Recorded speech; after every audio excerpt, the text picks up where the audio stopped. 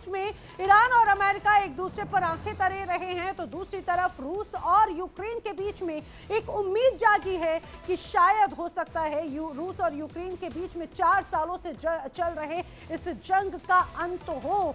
मध्यस्थता करने की बात कही जा रही है। आखिर क्या मध्यस्थता आएगी और क्या वाकई में शांति अब इन इलाकों में जो लोगों की सिर्फ उम्मीद और सिर्फ ख्वाबों में है, क्या आने वाले वक्त में अब वो उन्हें शांति नसीब होगी? ये देखने वाली बात है, बताएंगे आपको। लेकिन सबसे पहले बात कर लेते हैं ईरान की। ईरान पर हमला अब सवाल अगर का नहीं है, सवाल है कब का, क्योंकि अमेरिका ने मिडिल ईस्ट में वो हथियार तैनात कर दिए जो जंग से पहले लगाए जाते हैं। थार्ड मिसाइल डिफेंस सिस्टम, यानी ऐसा कवच जो ये बताता है कि अमेरिका सिर्फ धमकी नहीं दे रहा बल्कि जवाबी हमले के लिए पूरी तरह से तैयार है। तो सवाल ये है, आखिर थार्ड है क्या? ये कितना खतरनाक है? इसका मतलब क्या है? ईरान पर हमला अब क्या कभी भी हो सकता है?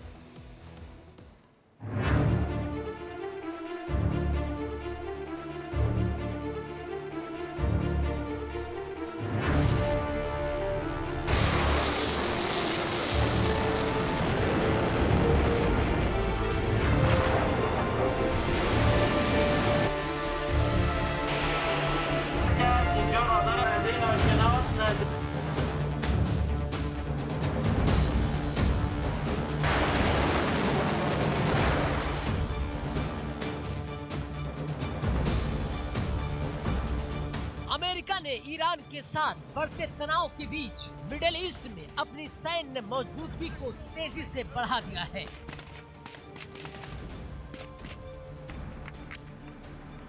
राष्ट्रपति डोनाल्ड ट्रंप खुद कह चुके हैं कि उन्होंने एक बड़ा आर्मडा भेजा है।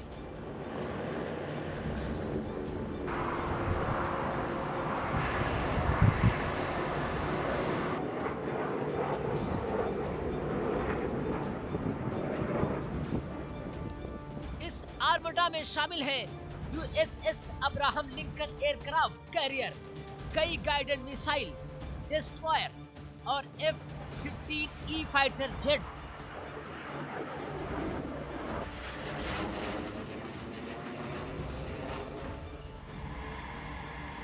लेकिन इस सब के साथ जो सबसे अहम तैनाती हुई है वो है थार्ड और पैट्रियट मिसाइल डिफेंस सिस्टम।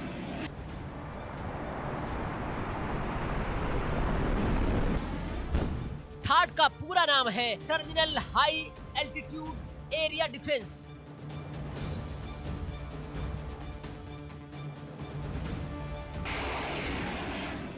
ये अमेरिकी सेना का सबसे advance anti ballistic missile system है। इसका काम है दुश्मन की बैलिस्टिक मिसाइल को उसके आखिरी चरण में हवा में ही खत्म कर देना, यानी मिसाइल जमीन तक पहुंचे उससे पहले ही उसका खात्मा कर देना।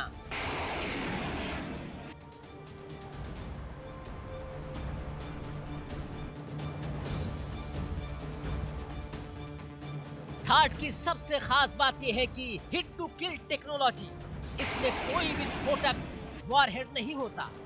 ये मिसाइल दुश्मन की मिसाइल से सीधे टकराकर उसे नष्ट कर देती है। सिर्फ अपनी रफ्तार, इंटरसेप्टर की स्पीड लगभग 10,000 किलोमीटर प्रति घंटा, यानी पलक झपकते ही टारगेट खत्म।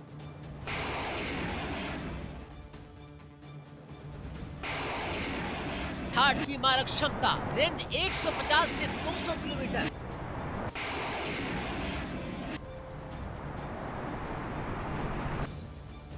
ऊंचाई 150 किलोमीटर तक, यानी ये मिसाइलों को वायुमंडल के अंदर भी बाहर इंटरसेप्ट कर सकता है। यही वजह है कि इसे दुनिया के सबसे खतरनाक मिसाइल डिफेंस सिस्टम में गिना जाता है।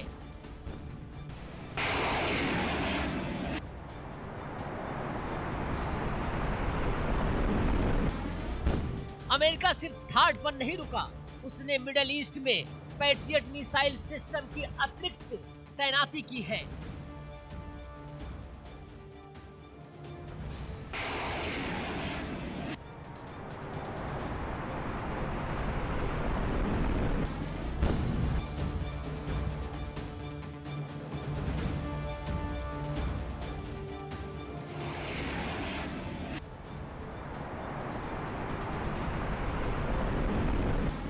फरनीस साफ है, ऊपर की ऊंचाई पर थाड, नीचे की ऊंचाई पर पैट्रियट।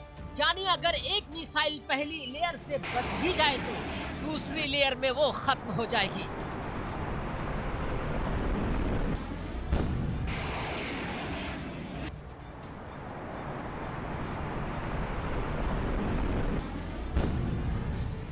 ईरान के पास शॉर्ट और मीडियम रेंज बैलिस्टिक मिसाइल हैं, जैसे शहाब, फतेह और अन्य सिस्टम। ये मिसाइलें अमेरिकी बेस इजराइल और खाड़ी देशों तक आसानी से पहुंच सकती हैं।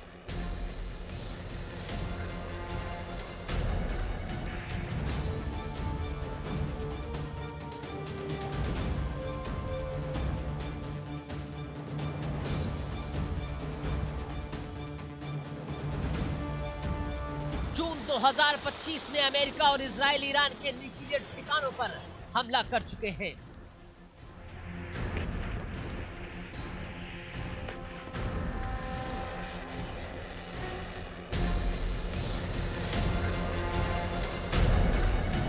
अब डर यह है कि अगर अमेरिका दोबारा हमला करता है तो ईरान जवाबी मिसाइल स्ट्राइक करेगा।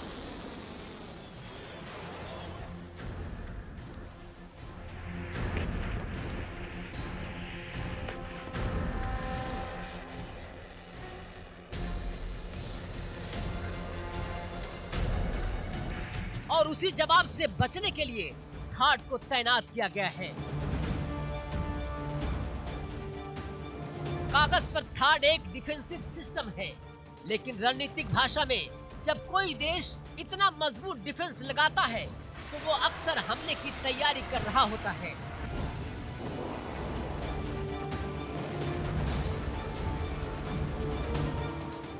क्योंकि उसे पता होता है पहले वार के बाद जवाबी वार आएगा।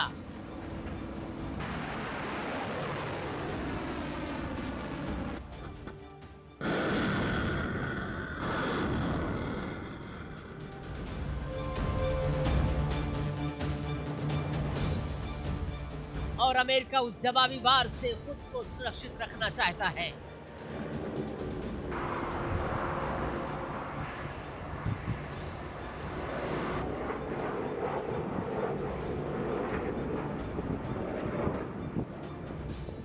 पहले से ही इजराइल में एक थाड तैनात है। अब यूएई और आसपास के इलाकों में अतिरिक्त सिस्टम भेजे गए हैं।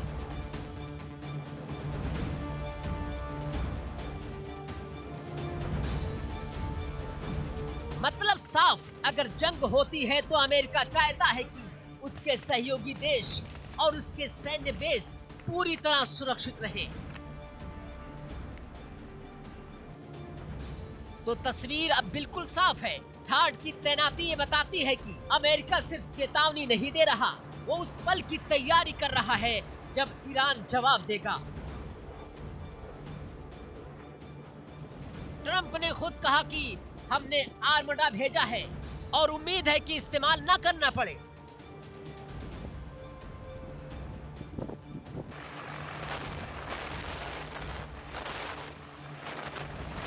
लेकिन इतिहास गवाह है, जब इतनी तैयारी होती है तो जंग अक्सर दरवाजे पर खड़ी होती है। अब सवाल यही है, क्या थाड मिडिल ईस्ट को बचा पाएगा या फिर ये एक और बड़े युद्ध की पहली घंटी है?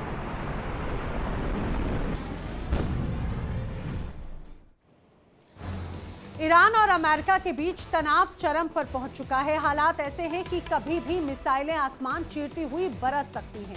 समंदर में अमेरिकी युद्धपोत तैनात हैं, आसमान में फाइटर जेट्स गश्त कर रखे हैं और जमीन पर मिसाइल डिफेंस सिस्टम एक्टिव है। अमेरिका की धमकियों के जवाब में ईरान ने भी साफ कर दिया है कि अगर हमला हुआ तो जवाब विनाशकारी होगा। यानी जंग अब सिर्फ चेतावनी नहीं रही, एक चिंगारी और पूरा मिडिल ईस्ट आग में झुलस सकता है। सवाल यही है, क्या बातचीत आखिरी वक्त पर बाजी पलट देगी या फिर दुनिया एक और तबाही का मंजर देखने वाली है?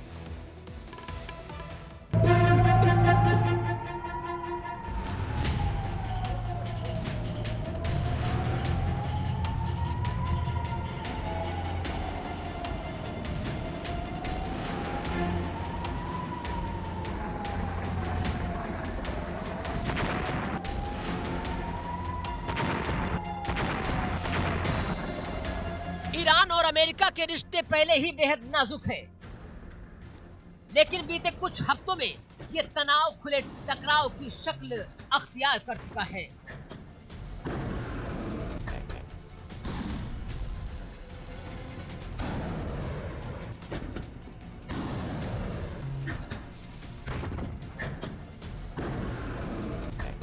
ईरान में सरकारी विरोध प्रदर्शन अब सिर्फ विरोध नहीं बल्कि एक बड़े जन आंदोलन में बदल चुके हैं। सड़कों पर लाखों लोग सरकार के खिलाफ नारे और जवाब में सुरक्षा बलों की सख्ती है।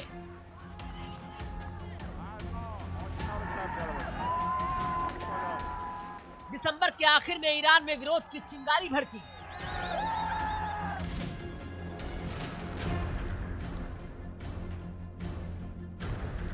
शुरुआत हुई महंगाई, बेरोजगारी और गरीबी से, लेकिन जल्दी ये आंदोलन इस्लामिक गणराज्य के खिलाफ खुले विद्रोह में तब्दील हो गया।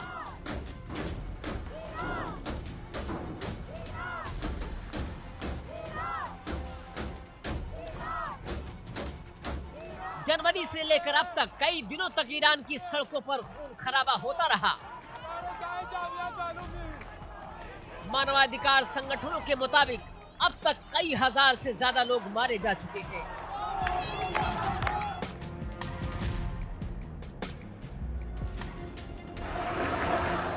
हजारों गिरफ्तार किए जा चुके हैं, कई को फांसी की सजा। ईरान में प्रदर्शनकारियों की मौतों को लेकर अमेरिका ने तेवर सख्त किए।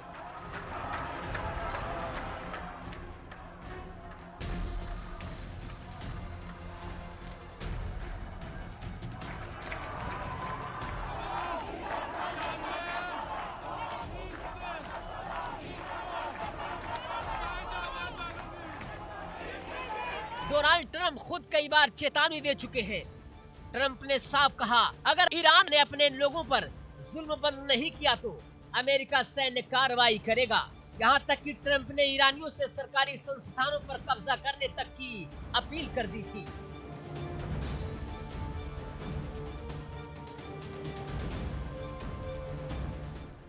हालांकि बाद में उन्होंने ये कहा कि अमेरिकी दबाव के चलते ईरान ने 800 से ज्यादा फांसियों पर रोक लगाई है और इसी वजह से तुरंत हमले का आदेश नहीं दिया गया।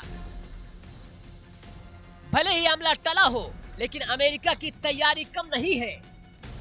अमेरिकी एयरफोर्स सेंट्रल कमांड ने बड़ा ऐलान किया है। मिडिल ईस्ट में कई दिनों तक चलने वाला एयरफोर्स मिलिट्री एक्सरसाइज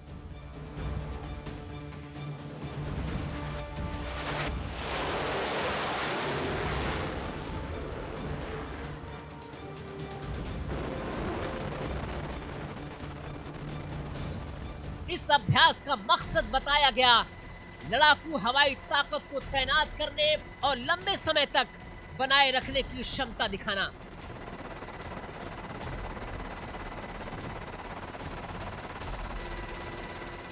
लेकिन न तारीख बताई न जगह,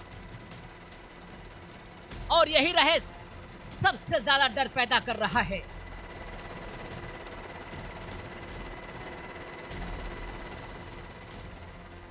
इसी बीच ईरान के दरवाजे पर समंदर का दैत्य दस्तक दे चुका है, यानी कि USS Abraham Lincoln carrier strike group middle east पहुंच चुका है।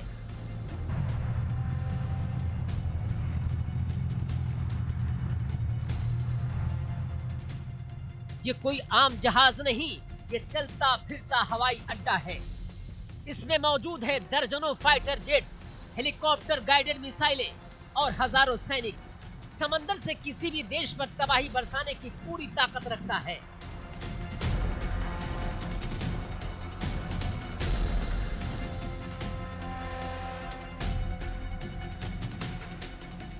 अब्राहम लिंकन कैरियर अमेरिका की सबसे ताकतवर सैन्य संपत्तियों में से एक है।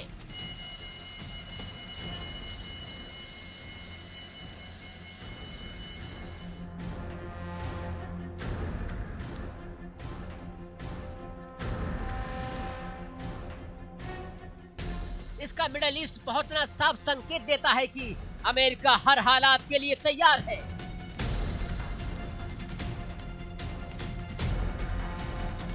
पहले से ही इस इलाके में अमेरिकी बेस और सैनिक मौजूद हैं। लेकिन इस कैरियर के आने से ताकत कई गुना बढ़ गई है और ये सब ईरान के बिल्कुल पास है।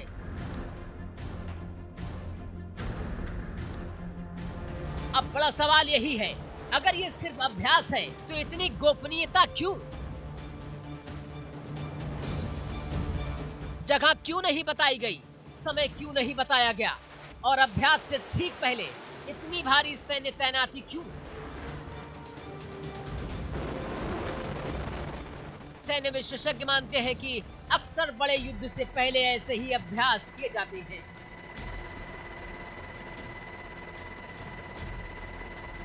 ताकि दुश्मन को ताकत का अंदाजा भी हो और डर भी।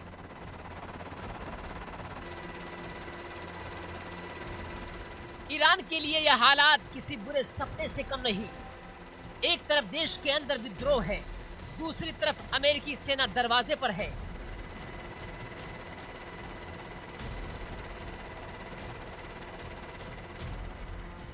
ईरान जानता है कि अगर अमेरिका ने हमला किया तो यह सिर्फ राजनीतिक नहीं बल्कि सैन्य और रणनीतिक तबाही होगी।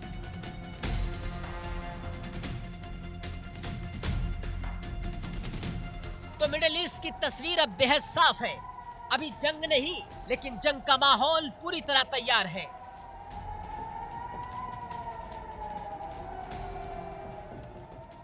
आसमान में अभ्यास के नाम पर फाइटर जेट्स, समंदर में तबाही का दैत्य और जमीन पर एक ऐसा देश जो अंदर से टूट रहा है। सवाल सिर्फ इतना है, क्या ये सैन्य अभ्यास यही खत्म हो जाएगा?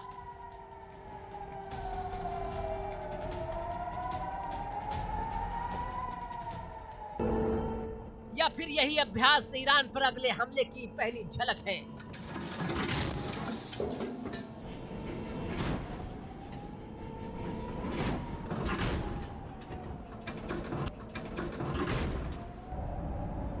क्योंकि इतिहास कहता है जब ताकत इतनी खुलकर दिखाई जाती है तो अक्सर गोलियां चलने में ज्यादा वक्त नहीं लगता।